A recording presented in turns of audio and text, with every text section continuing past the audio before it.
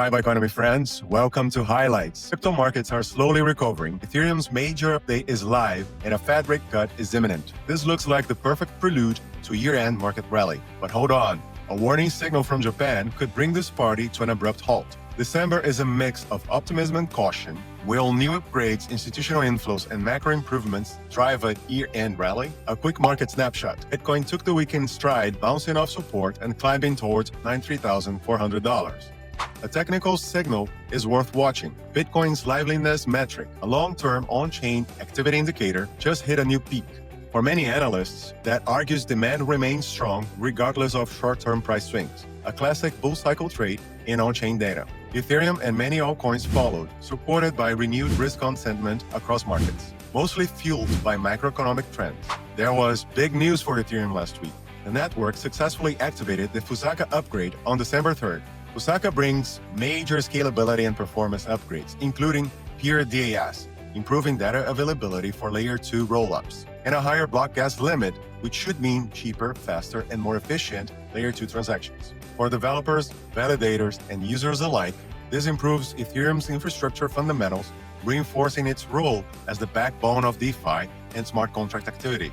On to macro and institutional tailwinds. According to a recent report from institutional sources, macroeconomic conditions could set the stage for a healthy year-end rally in crypto, driven by improving liquidity and high odds of a Fed rate cut. With that in mind, some analysts are already calling this week's rebound a tentative green light for a potential Santa rally. Also worth noting, as of December 1st, the Fed officially ended its long-running balance sheet runoff, the so-called quantitative tightening. That means the liquidity drain that had been pressuring credit markets and tightening funding conditions is now paused, effectively putting a floor under liquidity.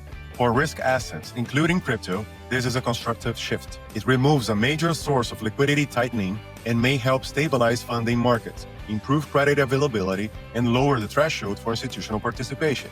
When you combine that with the liveliness data and underlying structural upgrades like Fusaka, crypto markets might be quietly repositioning for a stronger finish to 2025. Although, one more macro story worth flagging. This week, the Bank of Japan, BOJ, signaled a likely rate hike, sending Japanese bond yields and the yen sharply higher. That matters globally because the long-standing yen carry trade, where investors borrow cheap yen to fund risk assets like Bitcoin and US stocks, is starting to unwind.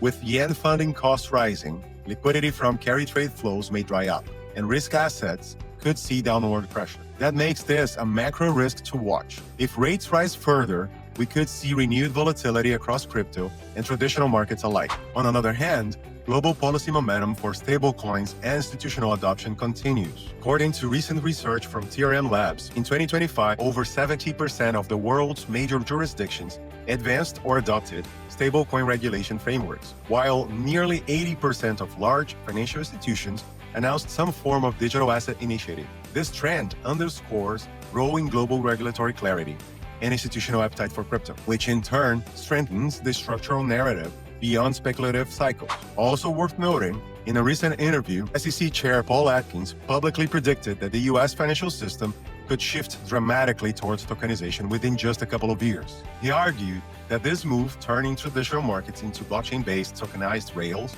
would bring greater transparency, faster settlements, and reduced risk. If that vision becomes real, it wouldn't just impact crypto. It could redefine how almost all financial instruments are issued, transferred, and cleared in the US. And this is what to watch this week. Will Bitcoin regain $100,000 level price if rate cut expectations remain intact? Is a Fed rate cut already priced in? If so, 25 or 50 BPS? Will Ethereum and Layer 2 ecosystems see renewed activity now that Fusaka upgrade is complete? And with macro liquidity, central bank positioning, and institutional demand all in flux, could we finally see a revived crypto wave into Q1 2026? Let me know in the comments. Thank you for watching. Don't forget to like and subscribe. I'll see you next week with more updates.